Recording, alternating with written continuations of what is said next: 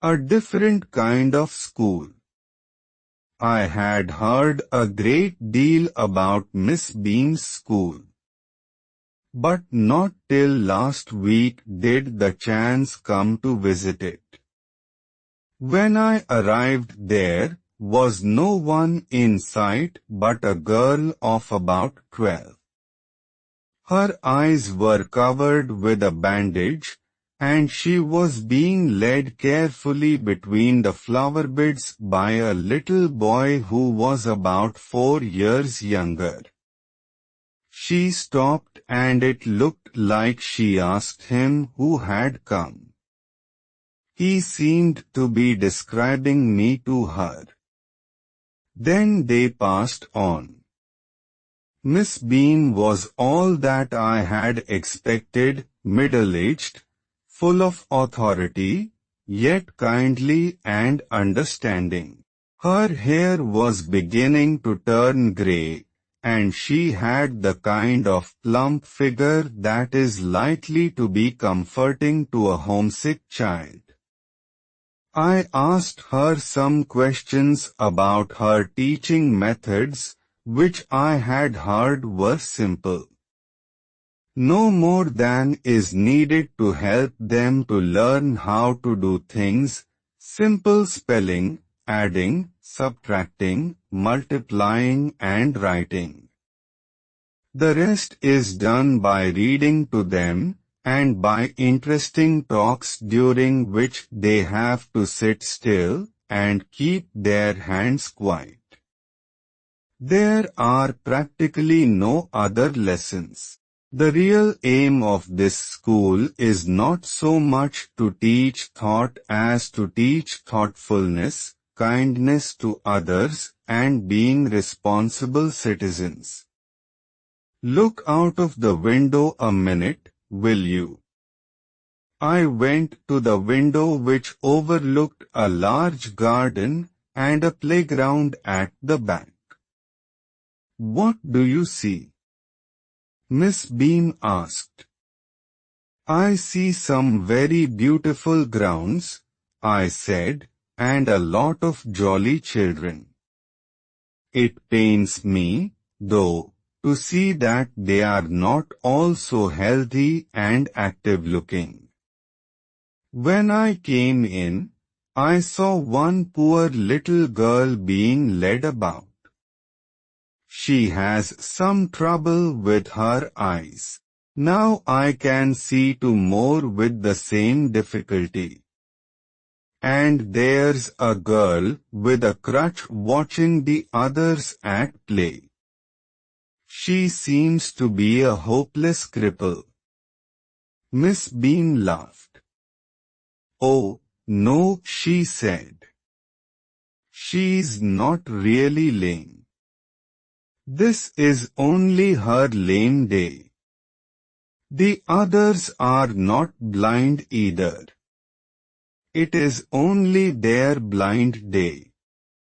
I must have looked very surprised, for she laughed again. This is a very important part of our system. To make our children appreciate and understand misfortune, we make them share in misfortune too. Each term every child has one blind day, one lame day, one deaf day, one injured day, and one dumb day. During the blind day their eyes are bandaged absolutely, and they are on their honor not to peep. The bandage is put on overnight so they wake blind.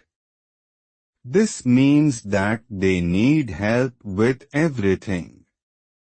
Other children are given the duty of helping them and leading them about.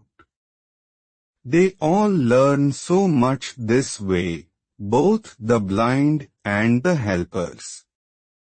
There is no misery about it, Miss Bean continued. Everyone is very kind, and it is really something of a game. Before the day is over, though, even the most thoughtless child realizes what misfortune is. The blind day is, of course, really the worst, but some of the children tell me that the dumb day is the most difficult. We cannot bandage the children's mouths, so they really have to exercise their willpower. Come into the garden and see for yourself how the children feel about it. Miss Bean led me to one of the bandaged girls. Here's a gentleman come to talk to you, said Miss Bean, and left us. Don't you ever peep? I asked the girl. Oh, no, she exclaimed. That would be cheating. But I had no idea it was so awful to be blind. You can't see a thing. You feel you are going to be hit by something every moment. It's such a relief just to sit down. Are your helpers kind to you? I asked. Fairly. But they are not as careful as I shall be when it is my turn. Those that have been blind already are the best helpers. It's perfectly ghastly not to see. I wish you'd try. Shall I lead you anywhere? I asked. Oh, yes, she said. Let's go for a little walk. Only you must tell me about things. I shall be so glad when today is over. The other bad days can't be half as bad as this. Having a leg tied up and hopping about on a crutch is almost fun, I guess. Having an arm tied up is a bit more troublesome. Because you can't eat without help and things like that. I don't think I'll mind being deaf for a day, at least not much. But being blind is so frightening. My head aches all the time just from worrying that I'll get hurt. Where are we now? In the playground, I said. We're walking towards the house. Miss Bean is walking up and down the garden with a tall girl.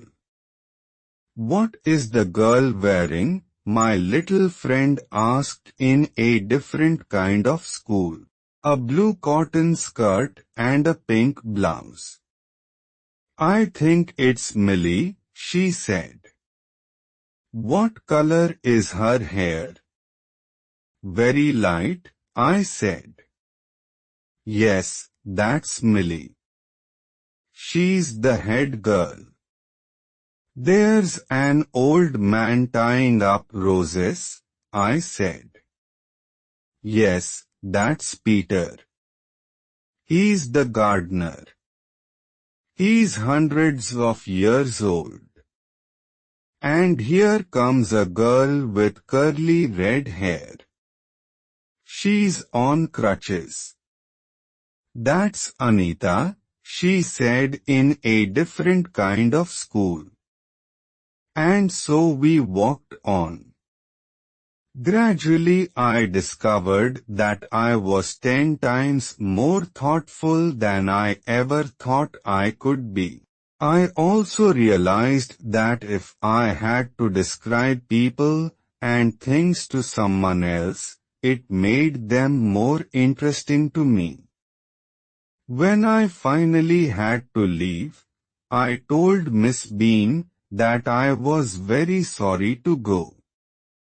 Ah, she replied, Then there is something in my system after all.